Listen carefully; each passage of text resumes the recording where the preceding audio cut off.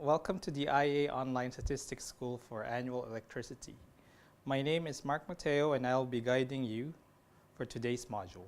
So this is an outline of topics I plan to touch on today. Firstly, I will start by presenting world electricity trends, where we look on the world electricity production by source or technology, as well as the sectoral consumption of electricity and how these two have evolved between the period 1974 and 2015. We will then proceed with the presentation of the concepts in electricity and heat data. I will then briefly talk about how electricity and heat data is reported with an overview of the IEA questionnaire, then followed by some of the checks that we perform on the data to ensure their correctness. We then proceed with various methods of electricity and heat data collection for national administrations. Finally, we wrap up this presentation with an explanation of the various uses of our electricity and heat data. Firstly, I would like to present an overview of global electricity production and how it has evolved between 1974 and 2015, our latest available world data. These two pie charts show how electricity production by fuel source has changed between 1974 and 2015. There are two major takeaways that can be seen from these charts. Firstly, over this time period, global electricity production has increased around fourfold, from about 6,300 terawatt hours to more than 24,000 terawatt hours, mostly driven by increased demand for electricity. During this interval, the mix of fuels used to generate electricity has changed. For instance, the share of electricity produced from oil has decreased from about a quarter in 1974 to less than 5% in 2015. Secondly, natural gas has become a major fuel of choice for electricity generation. In 3 decades, it has increased its share almost twofold, from only 12% in 1974 to almost 1/4 of total electricity generation in 2015. Nuclear power has also made a big push, as its share rose from only 4% to about 13% in 2010, as many industrialized nations began installing nuclear plants between this interval, then to come down to 10.6% in 2015 after the Fukushima nuclear accident in the wake of the Great East Japan earthquake. Despite increased shares from other sources, coal still remains the leading fuel used for power generation, seeing its share increasing from around 37% in 1974 to little over 39% in 2015. One of the reasons why it has grown is coal's relative cost advantage over other fuels. However, this does not take into account its cost to the environment, which countries only begun to actively take into account in the last decade or so, with policies geared towards reducing greenhouse gas emissions. With more environmentally restrictive policies currently in place incentivizing shifts to low-carbon electricity, we see an increase in electricity from renewable sources. In 2015, we see that solar, wind, and geothermal have strengthened their share and are now easily visible in the right chart, compared to its almost negligible shares in 1974. The share of combustible renewables has also increased due to the growing use of biofuels and waste for electricity. Through this period, it is interesting to note that the relative share of hydroelectricity declined between 1974 and 2015. Hydro's generation share declined over this period due to the decreasing amount of remaining sites available to be exploited. Despite this, we have seen an increase in the uptake of more modern renewable technologies such as solar and wind sites. Also seeing robust growth has been the use of biomass for electricity. Let's now look on how world sectoral electricity consumption has changed between 1974 and 2015 with the two pie charts shown above. The key takeaways of the charts above is that electricity demand by sector has changed between 1974 and 2015. Firstly, global electricity consumption has increased almost fourfold over this period, from about 5,300 terawatt hours to over 20,000 terawatt hours. Secondly, we see that industry has been the most significant use sector for electricity consumption for both these years. The industry sector, unlike in 1974, no longer represents the majority of consumption in 2015, with shares from residential and commercial and public services enlarging. Both the residential and commercial sectors combined now account for almost half of the total shares. Several factors may explain this. First, the industrial sector has experienced a general long-term decline, with major electricity-consuming countries transforming from industrial-based to service sector-based economies, which are less energy-intensive. The intervening period since 1974 has also witnessed significant technological innovations, bringing about improvements in efficiencies in energy-intensive manufacturing and processing industries, leading to lower growth rates in consumption in the industry sector since 1974, especially when compared with residential and commercial sectors. Let's now look on how world production has changed over the years. The left graph above indicates that OECD countries lead the share of world electricity generation 3 or 4 decades ago. This trend, however, changed at the entry of the new millennium, where non-OECD countries began experiencing rapid growth rates. From 1974 to 2000, electricity production has increased at an average annual rate of 4.6% in non-OECD countries, with OECD countries at 3%. From 2000 to 2015, this trend changed, with the annual average growth rate fell to only 0.9% in OECD, while it grew by 5.9% in non-OECD countries. Experiencing sustained higher growth levels, non-OECD electricity production exceeded OECD production for the first time in 2011 and has continued since. In 2015, non-OECD countries account for 55.1% of world electricity generation, almost double its share of 28.1% in 1974. The increasing role of non-OECD countries in electricity generation is reflected in the rankings of countries by electricity generation. Out of the top 5 countries, 3, namely the People's Republic of China, India, and the Russian Federation, are non-OECD countries, with China being a predominant driver in this growth.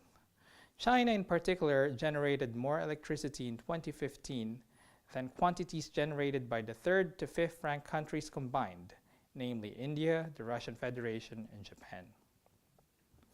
Electricity trade, while becoming more and more common, is still mostly confined in OECD countries. For instance, 3 out of 5 countries in the top 5 net exporters of electricity, namely France, Germany, and Sweden, are located in the OECD. Let's now have a look at electricity and heat data. Let's now have a brief look on how we classify electricity and heat by energy source.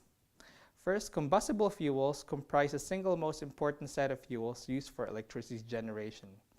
Combustible fuels not only include fossil fuels such as coal, oil products, and natural gas, but also includes combustible renewables such as biofuels, municipal waste, etc. Hydroelectricity are those produced from the conversion of the potential and kinetic energy of water into electricity. Hydroelectric plants could also be produced via pump storage or a combination of pure and mixed pump hydro. Nuclear electricity are electricity generated from the energy released by nuclear fission or fusion. Solar and wind electricity has played an increasing role in the electricity generation mix in the recent 5 years or so, with government policies being implemented to encourage the uptake of these low-carbon technologies. Geothermal, on the other hand, comes from the electricity generated from tapping heat emitted from within the Earth's crust. Tidal wave or ocean derives electricity from tidal movement, wave motion, or ocean current. Its deployment is very limited at present, with most generations seen in Korea and France, 2 OECD countries. Sometimes waste heat or heat originating from processes without input energy is exploited to generate electricity, and this is reported under heat from chemical processes. Finally, there may be occasions where we have production from sources other than those listed above. For example, electricity generation from fuel cells should be reported under Other. After having discussed the different energy sources for generating electricity, we now present the electricity and heat supply and demand chain. Shown on the slide is our simplified electricity and heat supply and demand chain. The chain is divided into two main parts, namely supply and consumption. Electricity source for generation, total production, and trade are the main elements of the supply side. On the other hand, the different consumption sectors are taken into account in the consumption side. Let's have a look in more detail on the elements of the chain. On the left are various sources of primary energy used to produce electricity and heat. As discussed earlier, they include all of the combustible fuels, the non-combustible renewables, nuclear, and even some categories such as heat from chemical processes which can be used to generate electricity. There is also the category Other, which is for other sources not listed above, such as electricity from fuel cells.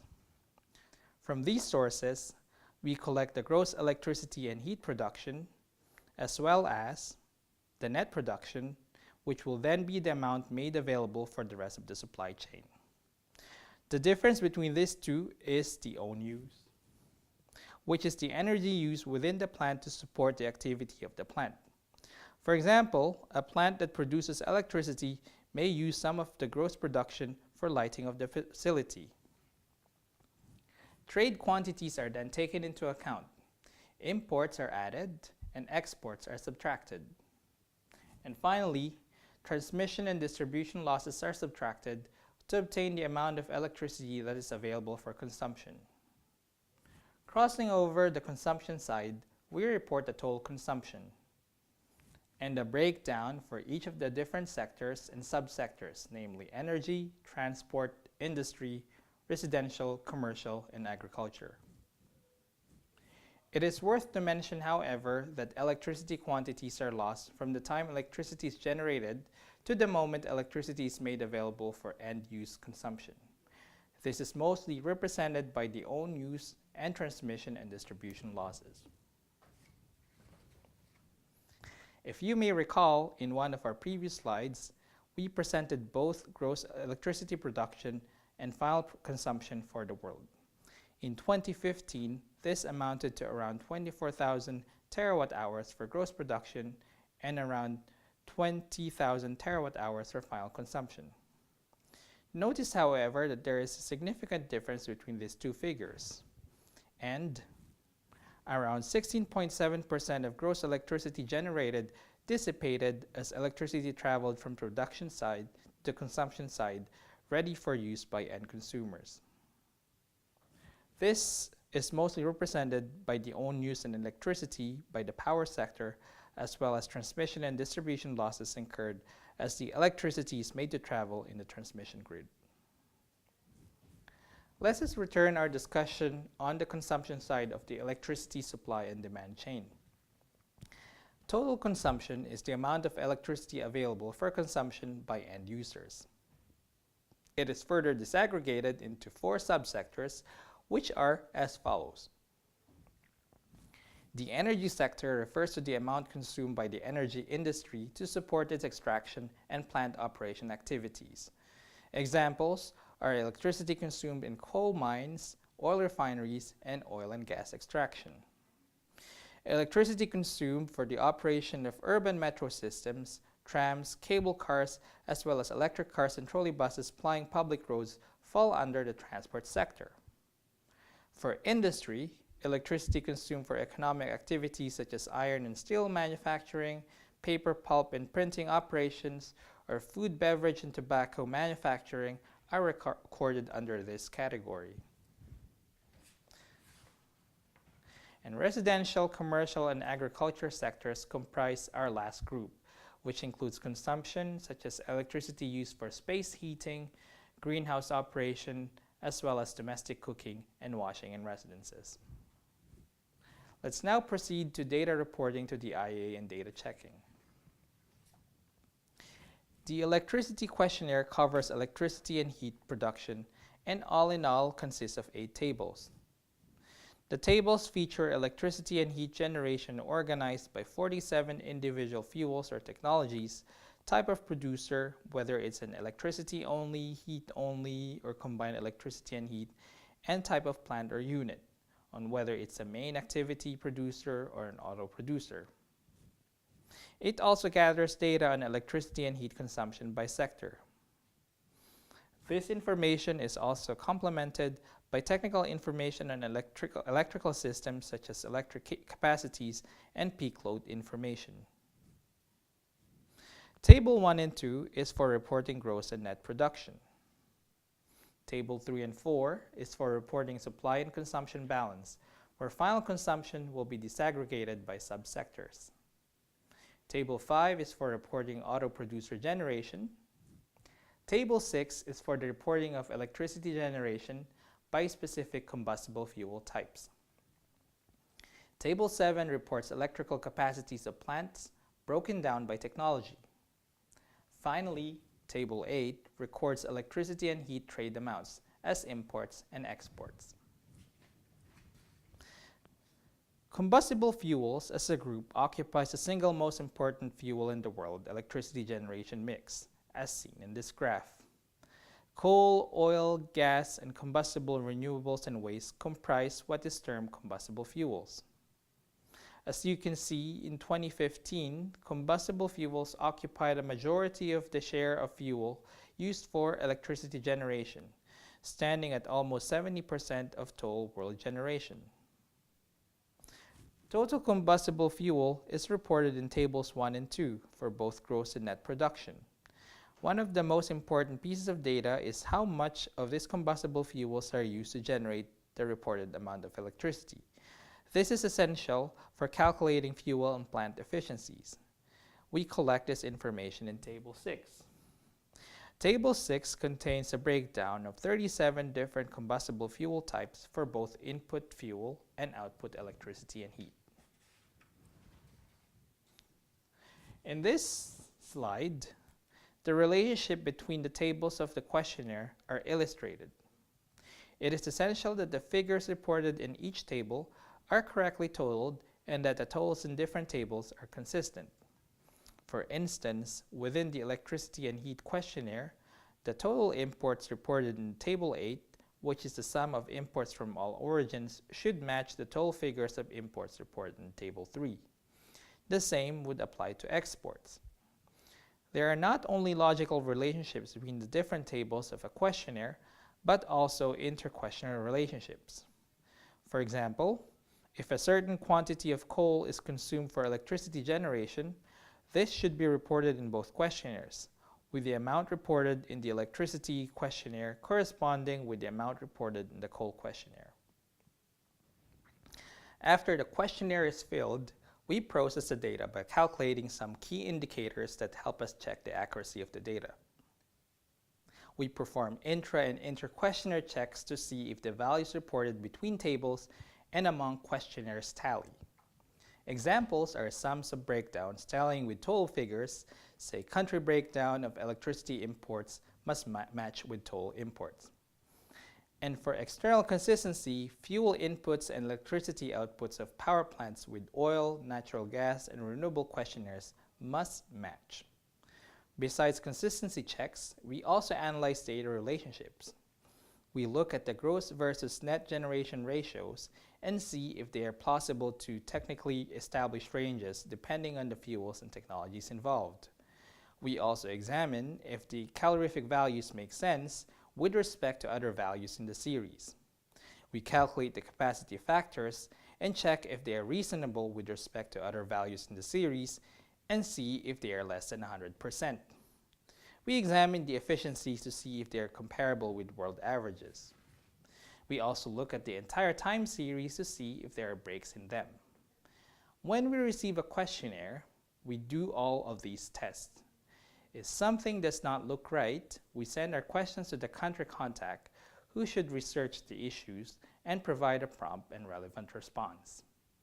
However, just because we ask a question does not mean that the data are wrong.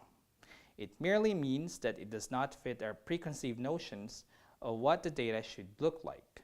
These notions do not always fit with the realities actually observed. Let's now proceed to data collection.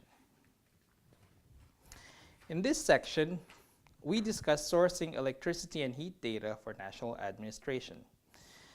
Data collection comes with key issues that we need to take into account. First of these are costs. Collecting any statistics has a cost. A balance between the efficient use of resources and collecting what is necessary must be struck. What is necessary will depend on the needs of data users. However, not all needs will be possible to be met. It is important to look at the changes in the energy sector and to limit collection to the most important fields.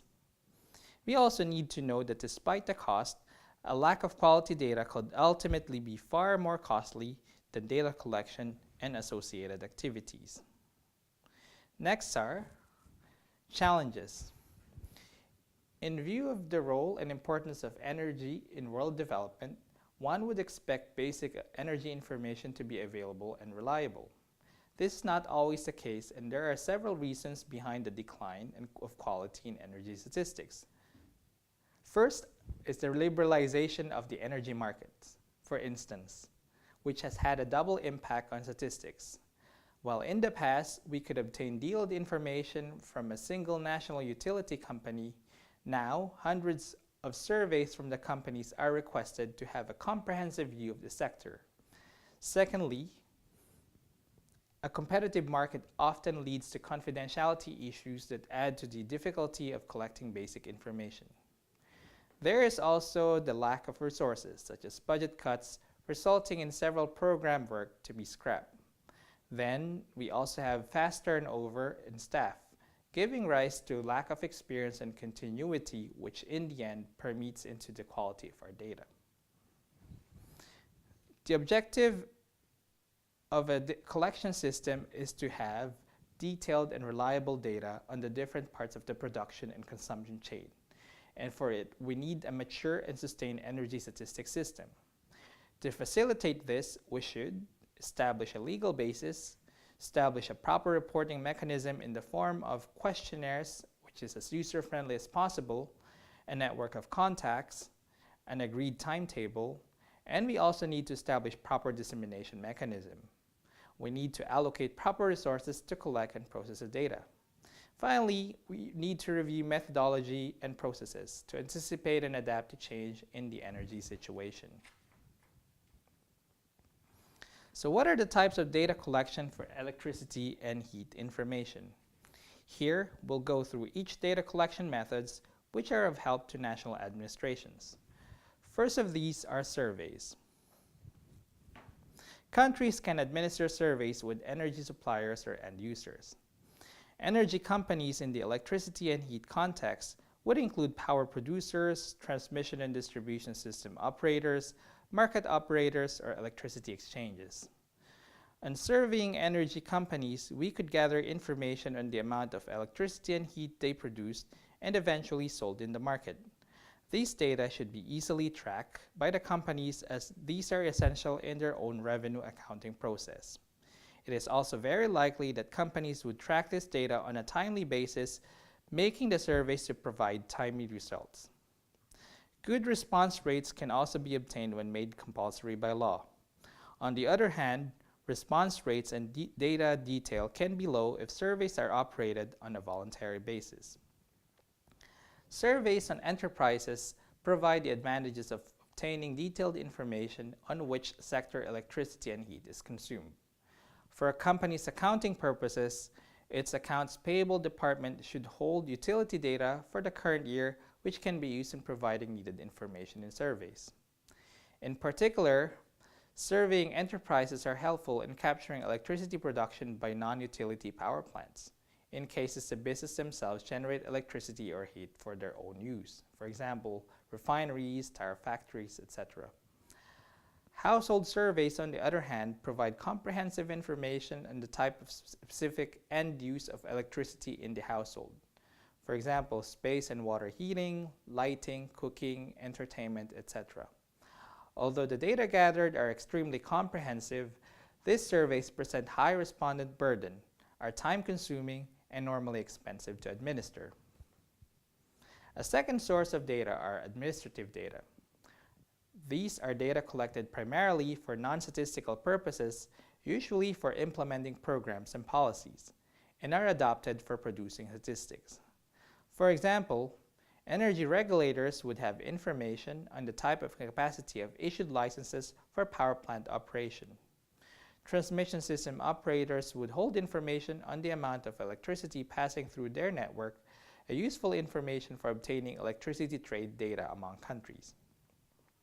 To encourage the consumption of certain fuels or the uptake of a certain technology, governments sometimes have policies in place giving preferential treatment to certain fuels or technologies used for electricity or heat generation. The amount of budgetary transfers or tax revenue forgone are normally based on units of electricity or heat generated, which could be derived from these tax data amounts. We can also gather data via direct measurements. There are some variables that are better measured rather than surveyed. For instance, energy consumption data collected by smart meters can provide up-to-date information. Finally, estimation or modeling allows data to be quantified when actual measurements cannot be obtained. It provides quick results and can act as a substitute to reduce the frequency of expensive surveys, but its result is highly dependent on the accuracy of the input data and the model's design. An example under this, in the absence of actual electricity produced in solar PV plants, solar PV capacity and the model's solar radiation exposure amount, which is location dependent, can be used to obtain an estimated amount of electricity generated by the solar PV plants. This is applicable, say, in obtaining the amount of residential solar electricity generation of a given community or region, in cases where actual data is challenging to obtain. In this slide, we focus more on administrative data. Administrative data is the data collected to assist in administering a government policy. Administrative data may be held by the government or by a public or private company implementing the policy. In effect, administrative data provide a useful way to monitor the result and evaluate the effectiveness of a policy or a program's aims and targets. However, as data is held by third parties, users are likely to encounter legal impediments in securing access, such as data due to privacy, confidentiality, or proprietary reasons. Moreover, since this data are collected with an entirely different end purpose in mind, for example, it's not for electricity and heat statistics collection, the scope, definitions, nomenclature, or classifications under which this data are collected may differ and thus not be readily compatible with electricity and heat data collection, giving rise to data quality issues and time-consuming errors later on. There are benefits of using administrative data. The benefits of using administrative data lies in the following. In costs, because statistical surveys and censuses are sometimes more expensive and time-consuming. Response burden, when we use administrative data sources, it reduces the burden on the respondents, allowing more frequent data collection to be administered. In terms of coverage, in some cases, administrative sources offer a better coverage of the target population and allow the production of reliable information for small area and small population groups. In terms of timeliness, administrative data might be faster to process than survey data. Let's now turn our attention to the uses of our collected data. After the data is processed and finalized, it is used in many venues. Outside the IEA, the data is used globally by governments, academics or researchers, analysts or investors, and other associations. The data is used in various ways. It can be used to assess the security of supply, to compare the performance of different countries, to assess how effective the policies are, and mostly to make sound policy and business decisions. Within the IEA, data appear in several IEA data reports, including the Electricity Information Book, the Energy Balances Book, and the CO2 Data Report. We also release the data online via IVT files and in CD-ROMs.